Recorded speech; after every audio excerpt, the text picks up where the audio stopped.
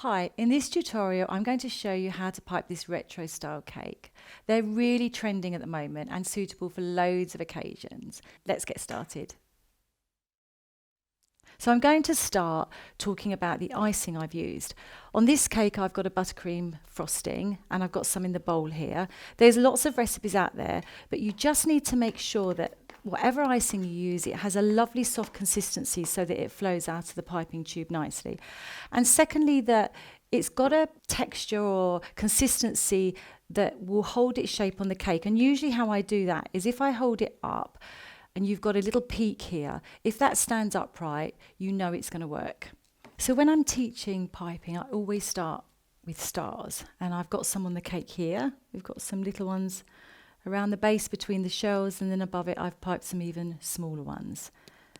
And another really handy tip is to have a clean, damp J cloth, and always make sure your tubes are nice and clean before you pipe.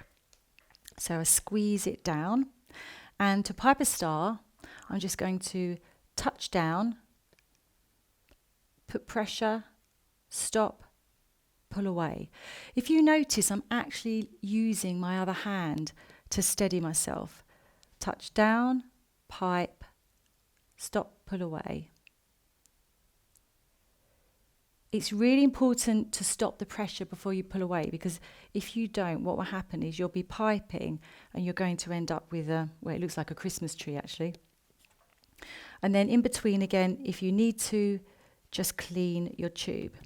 If you want to pipe slightly larger stars, I tend to count and get into a rhythm because it keeps them all the same size. So I'm going to go slightly larger, and this time I'm going to count 1, 2, 1, 2, 1, 2, 1, 2, 1, 2, 3, 1, 2, 3, 1, 2, 3, 1, 2, 3. And you just get a rhythm as you're piping around the cake. Now let's show you some different piping nozzles. Push down, clean the end of my tube.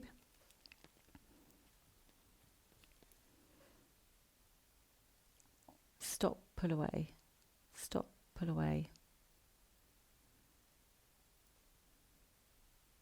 It's really handy to have a turntable when you're doing a cake, because you work all the time in front and then you can just constantly turn the turntable. I'm going to go larger. 1, 2, 1, 2, 1, 2, 1, 2. You can go even larger, like so. And if you keep a fine paintbrush next to you and you're not happy with a tiny bit of piping, you can just take it off. There's another tube. This is completely different. This is a 1M. It's quite good for cupcakes.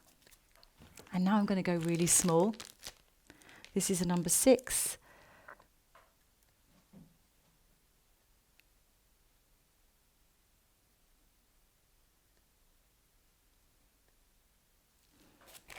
So there you have it. That's how to pipe stars. Next, I'm going to show you how to pipe shells. This is probably the most popular piping technique on cakes like this. You pipe them around the bottom and around the top. They look really nice on frosted gâteaux. And I'm going to use exactly the same tubes. So I'm going to go into, or start using quite a large one. Clean it off. Now, I have got a little story. When I was at college, I really struggled to pipe a shell. Everyone else was piping these beautiful shells until my teacher said, it's just a star pulled down. And actually, that's exactly what it is.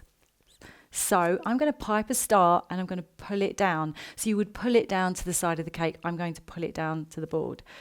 Pipe a star, pull down. Pipe a star, pull down. Pipe a star, pull down.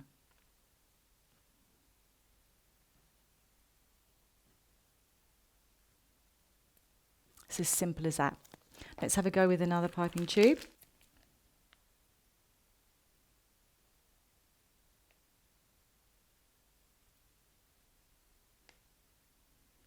Pipe a star, pull down, pipe down, pipe down.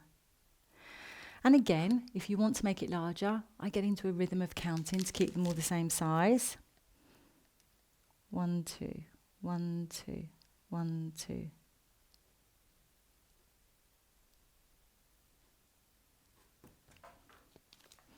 Let's have some small ones. I'm going to run out of space in a minute. Let's go in here.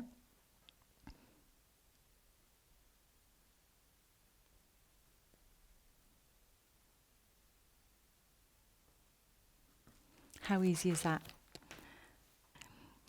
So we've done the stars and the shells, and now I'm going to show you how to pipe these scrolls going around the cake.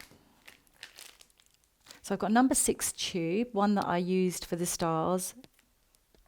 I'm going to touch down, do a little swirl around, and then start relieving the pressure. There we go.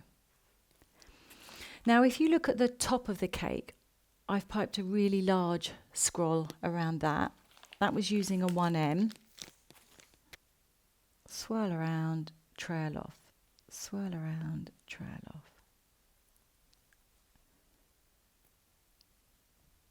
And I piped that right on the edge of the cake.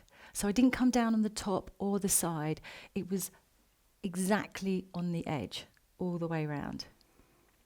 Now I'm going to move on to this scroll here. It's actually just like a wiggly line, really, piped as a drape. So first of all, I would say just practice piping a wiggly line.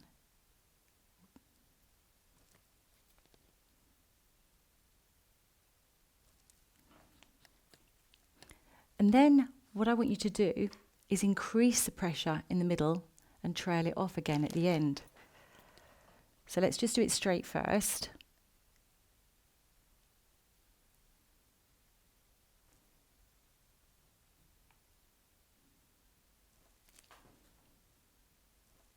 And now I'm going to turn it into a drape.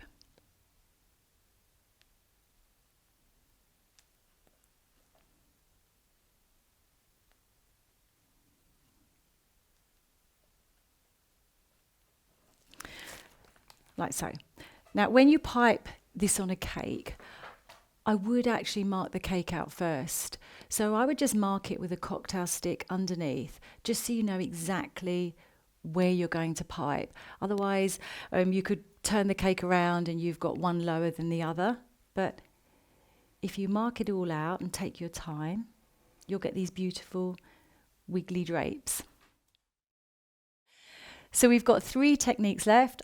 I'm going to show you how to pipe the frill, the dots, and it's like a frilly swirl on top of the cake. I'm just going to bring in a large frill tube here so you can see what it looks like, because you've got one end is large and one end is small. Make sure when you're piping the large end is against the cake. So I'm going to touch down and just wiggle up and down. Like before when you were doing the drapes, mark out the cake first so you know where you're going and just wiggle.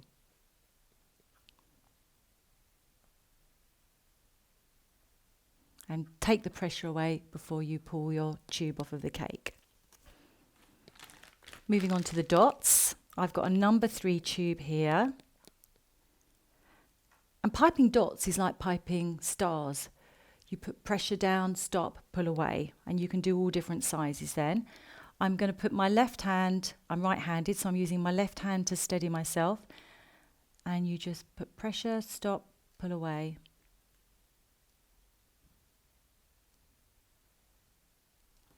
And you can do all different sizes of dots. On the cake here, I've got a large one in the middle, and then I've got 2 small ones either side.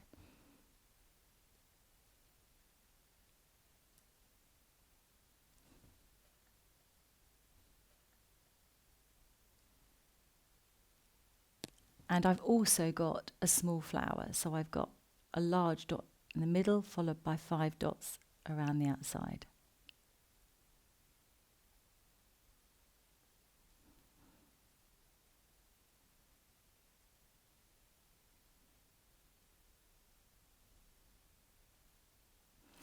Always have your brush on hand, and if you get little points on the dots, you can just dab them down with your brush. Not that I think anyone's going to notice.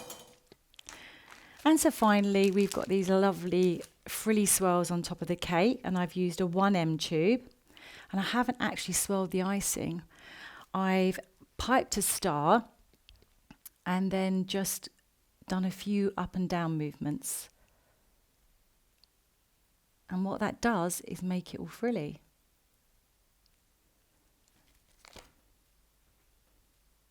So there you go. With a bit of practice, you've now got all the skills to recreate this cake. For everything I've used, check out the equipment list below, and I hope you really enjoyed it. If you did, don't miss out on the next one and hit the subscribe button. Thank you for watching.